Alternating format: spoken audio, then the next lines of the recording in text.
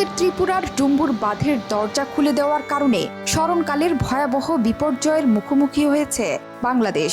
সবশেষ ১৯৯৩ সালে অর্থাৎ ৩১ বছর আগে এই জলবিদ্যুৎ প্রকল্পের জলকপাট খোলা হয়েছিল।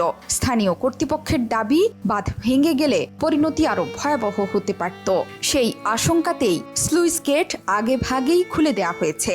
কিন্তু তাদের এই যুক্তি কতটুকু গ্রহণযোগ্য প্রশ্ন উঠেছে বাংলাদেশে। কারণ গেল ৫ আগস্ট শেখ হাসিনাকে উৎখাতের পর নানাভাবে বাংলাদেশের ভাবমূর্তি ক্ষুণ্ণের খেলায় মেতেছিল ভারত।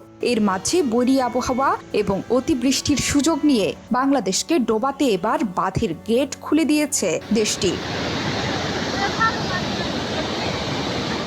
কোনো রকম পূর্ব সতর্কতা ছাড়া ভারতের এমন হঠকারী সিদ্ধান্তে স্মরণকালের ভয়াবহ বন্যার কবলে বাংলাদেশের লাখ লাখ মানুষ।